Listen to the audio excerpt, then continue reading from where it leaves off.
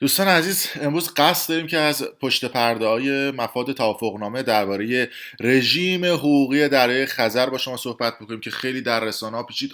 دارن دریای خزر رو میدن به روسیه، بدبخت شدیم، نمیدونم میان تو رسانه‌هاشون فراخوان میدن، یه مش بی سواد میگن هموطنان به پا خیزید، بریزید تو خیابونا، دارن قرارداد ترکمنچای جدیدی رو به پا میکنن و نماینده مجلس هم که نمیدونم اینا تو مجلس دارن چیکار میکنن، میان میگن که آره سهم 50% ایران میخواد به 11% سقوط بکنه. یه مش بی سوادم در مجلس نشستن و اطلاعات درست و دقیقی رو به مردم نمیدن و این اطلاعات دقیق وقتی یه هفته دیگه، 2 هفته دیگه اطلاعات درست در اختیار مردم قرار بگیره و گندش بالا بیاد که اینا دارن اطلاعات دروغ به مردم میدن، خب مردم بی‌اعتماد میشن به رسانه ها.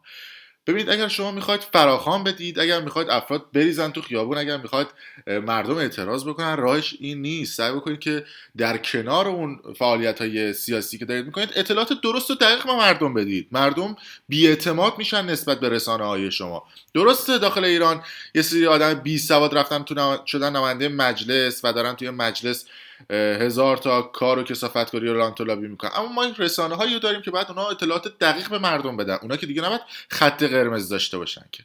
از طرفی قبل از هر چیزی که من بخوام این پشت پرده رو کنم، لطفا کانال یوتیوب برنامه پشت پرده رو سابسکرایب کنید، ویدیو رو لایک کنید، حتی اگر از این صحبت خوشتون نمیاد لایک کنید که ویدیو به اشتراک گذاشته بشه که همه دوستان اصل ماجرا رو بدونن و بدونن که پشت پرده داره چه اتفاقاتی میفته. و حتما ویدیو رو در کانال های خودتون، در تلگرام، واتساپ، در فیسبوک خودتون به اشتراک بذارید که امروز اطلاعات جالب و مفیدی و قطعا دریافت خواهید کرد. داستان از این قرار بودش که توی 3-4 روز گذشته گفتن آره تیم آقای روحانی قراره برن که یه جلسه ای رو بذارن که 5 کشور که 5 کشور ساحلی هستن، اگر نگاه بکنید قزاقستان، روسیه، آذربایجان، ترکمنستان و ایران، میخوان برن با هم دیگه یک توافقنامه ای رو امضا بکنند که توی این توافقنامه میخوان همه دریای خزر یا مثلا 80% دریای خزر رو بدن به خودشون، 50% ما رو ازمون بگیرند و خلاصه میخوان سرمون رو کلاه بذارن و قرارداد ترکمنچای دیگه ای قراره بیاد بالا که یه آقای بنی صدر هم اومده بود یه دونه چیز زده بود، گفته بود که 13% دریای خزر رو به ایران میدند. از قول میرزا آقا قاسم صدر اعظم محمد شاه قاجار است که به خاطر نمیدونم مشتی آب شور کام دوست امپراتوری روس را تلخ نمیکنه. رژیم که در باج دادن از کیسه مردم ایران دست و دلش بازه، میخواد آب شور رو به پوتین پیشکش کنه و حالا نمیدونم این پیجای اصلی آقای بنی صدر هست یا نه که گویا اینجوری هم هست. اما اصل داستان اینه دوستان، خیلی قضیه پیچیده نیست که ما میخوایم قضیه رو سیاسی بکنیم. ببینید، این دریای خزر یا اصطلاحاً کاسپیانه. روسیه، قزاقستان، آذربایجان، ترکمنستان و ایران مرز مشترک دارن با دریای کاسپیان. طبق قانون باید همه این کشورها 20% از ظرفیت استفاده از این دریا رو داشته باشن، هر کشوری 20%. حالا من نمیدونم چجور ایران میخواد به روسیه حق مثلا دریای خزر رو بده. خب 2 کشور وسطش، مثلا میخواد از اینجا بکنه بده روسیه، یا مثلا میخواد به این چیزی که وجود داره. اصل ماجرا اینه که ایران انقدر بیشتر سهم نداره، 20%. انزوم میکنم ببینید. اما چیزی که آقای محمود صادقی توییت کرده گفته 50%. بریم توییت آقای محمود صادقی رو بخونید. گفته که رئیس جمهور در حالی عازم آکتاو شده که مفاد توافقنامه درباره رژیم حقوقی دریای خزر در حاله ای از ابهامه. آیا راست است که سهم 50% ایران به 11% سقوط کرده؟ اصلا ما سهم 50% نداشتیم. مثلا انتظار داره که مثلا این سهم 50% یعنی این یعنی 50%، در صورتی که ما اصلا 50% از دریای خزر سهم نداریم. ترکمنستان، آذربایجان و قزاقستان، سوریه هم سهم، میگم سوریه، روسیه هم سهم دارن. بعد این میگه که میخواد به 11%. این بی سوادی نماینده مجلس دیگه. یعنی یه سرچ نمیکنه تو اینترنت، توییتایی که احساسیه یه سری افراد زدن، اینم میاد اونو توییت میکنه. آیا ترکمنچای دیگری در راه است؟ مردم بدانند نمایندگان مجلس اصلا در جریان توافقات پشت پرده نیستن. از هشتگ ما استفاده کرده. خب بله، باید هم نباشه. شما به فکر رانت و لابی خودتون اصلا نمیتونید که ما 50% سهم نداریم که. ما انقدر بیشتر 20% سهم داریم. اینجا توی نقشه هم نشون داده شده ما 20% از دریای خزر رو داریم، در صورتی که طبق قرارداد و مفاد قراردادی که در سال 1921 صورت گرفته که میتونید برید بخونید کامل در اینترنت، همه اینا در دسترسه. در فصل 11 گفته که همه کشورها از جمله ایران و روسیه که همون شوروی سابق میشه حق کشتیرانی آزاد دارند. حالا میان میگن که این 5 کشور میخوام برم ببندن و میخوام برم پشت پرده با هم دریا رو بدن به شوروی و روسیه. اینا نیست.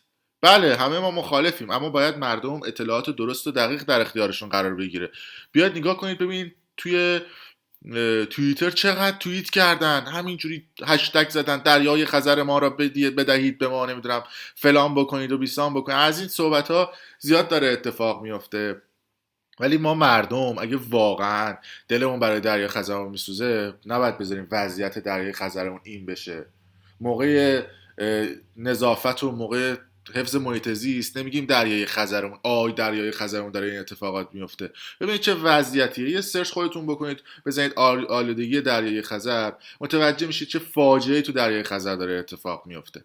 ما خودمون از دریای خزرمون مراقبت نمی‌کنیم، ولی انتظار داریم که مثلا کشورهای دیگه بیان برای ما اینا رو تمیز بکنن. از طرفی که آیه روحانی هم که البته من قبولشون نداریم، چون 5 تا حرفی که میزنه 7 دروغه کلا، یعنی 120% دروغ میگه تو حرفاش. بشنوید ببینید اصلا مفاد و تفاهم نامه و اصلا این جلسه برای چی است، خودشون توضیح دادن. این سفر به دعوت رسمی رئیس جمهور محترم قزاقستان جناب آقای نور سلطان نظربایوف انجام میشه. 5مین اجلاس سران کشورهای ساحلی هست راجع به مسائل مربوط به دریای خزر. این دریا اهمیت خاصی داره. یه نکته دیگه هم بگم که این جلسه‌ای که داره برگزار میشه درباره رژیم حقوقی دریای خزر، تو این نشست ببین 5 کشور خب هیچ سندی رو درباره سهم کشورها قرار نیست امضا بکنن که گفتن قرار سندی امضا بشه. اصلا قرار نیست که سندی امضا بشه در این جلسه. پهنه آبی منحصر به فردی هست که محصور به خشکی هست و برای همه کشورهای ساحلی روشن شدن ویژگی استفاده از این دریا اهمیت داره. بعد از فروپاشی البته این نکته هم بگم این که ما دریامون رو بخوایم بدیم به روسیه و یا بیایم بریم خلیج فارس رو بدیم به چین چیز عجیبی نیست. ما همین الان خلیج فارس رو دادیم به چین، اونا دارن میان ماهیگیری میکنن. اگه دیدید تو دریای خزر هم اونا دارن ماهیگیری میکنن یا دارن هزار تا کار دیگه میکنن، اصلا تعجب نکنید. ولی که سهمی بخوام بدن از لحاظ جغرافیایی و فیزیکی اون سهم وجود نداره. چرا؟ ممکنه بگن آقا اینجا استخراج بکن، اینجا مثلا بیا ماهیگیری بکن، اینجا بیا ورود بکن. اما اینکه بخوان از لحاظ سند یا داکیومنت یا خواهن قراردادی رو بدن، نه، همچین چیزی وجود نداره. شوروی اولین اجلاسی که راجع به نحوه استفاده از دریای خزر تشکیل شد اجلاس تهران بود و در اون اجلاس مسئله محیط زیست مورد بررسی و تصویب قرار گرفت. آره چه تصویبی، کافیه برید یه سرچ تو اینترنت بکنید متوجه میشید چقدر مورد بررسی و تصویب قرار. البته اونا ممکنه عمل بکنن و حالا ما خودمون توی ایران هیچ وقت این کار رو انجام ندادیم که بخوایم. واقعا این دیگه به ما مردم ربط داره، نه به سیستم ربط داره، نه به رئیس جمهور ربط داره، نه به نماینده مجلس ربط داره. واقعا دیگه این به خود ما مردمه. مثلا پوست هندونه چرا میندازیم کنار ساحل؟ و یک اعلامیه سیاسی 25 ماده‌ای هم منتشر شد. بعد از اون جلسات دیگری هم تشکیل شد در کشورهای مختلف و راجع به ابعاد مختلف دریای خزر بحث و بررسی شد. این اجلاس یکی از اجلاس‌های بسیار مهمه به دلیل اینکه اصول مادری که مربوط میشه به رژیم حقوقی دریای خزر بحث و بررسی میشه. میگه بحث و بررسی میشه، قرار نیست سندی امضا بشه. البته این دروغ زیاد میگم، ممکنه سند امضا بشه ولی خب بحث و بررسی قرار بشه. در این کنوانسیون نکات بسیار مهمی وجود داره. اولا در این کنوانسیون تصریح میشه که همه مسائل حقوقی دریای خزر تنها با اتفاق نظر 5 کشور عملی و اجرایی هست که نکته بسیار مهمی هست. کاملا این رژیم حقوقی این دریا رو از کنوانسیون دریاها جدا میکنه. این یک نکته اساسی هست. مثلا نکته دیگه هم بگم چرا این جلسه رو اینقدر مهم کردن و این خبر رو اومدن توی جامعه پروموت کردن؟ چون در صورت جنگ احتمالی یکی از راههای حمله به ایران راه دریایی هست و اینا میخوان بیان جونی مثلا در رسانه‌ها چوب بندازن که 50% این دریا در اختیار روسیه است، 80%ش در اختیار روسیه است، اگه بخواید بیاد به ایران حمله کنید روسیه میزنه لط و پارتون میکنه. یعنی این یه پلیتیک خبری هم به اصطلاح میتونه باشه. دوم اینکه رفت آمد کشتی‌های نظامی خارجی رو در این دریا کاملا ممنوع میکنه. دقیقاً همون حرفی که من الان زدم. یعنی میخوان بگن که اگه میخواید حمله نظامی از راه دریایی بکنید کور خوندید و این اهمیت بسیاری از لحاظ امنیت ملی این کشورها داره.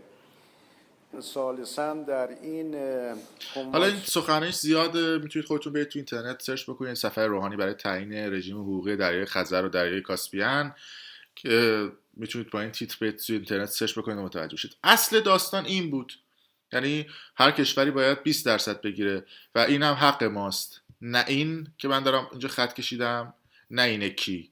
هیچ کدوم از اینا حق ما نیست. طبق قانون این حق ماست. حالا توی نقشه ها یادتون باشه تا اینجا می‌زدن نه ما یک ساحلی از دریای خزر یا همون کاسپیان در اختیارمونه و بوده از قبل و گذشته و چون اطلاعات درستی ما ندادم ما فکر می‌کردیم مثلا تا اینجا مثلا طبق نقشه مال ماه، در صورتی که طبق کنوانسیون و قراردادها اینطوری نبوده. مرسی.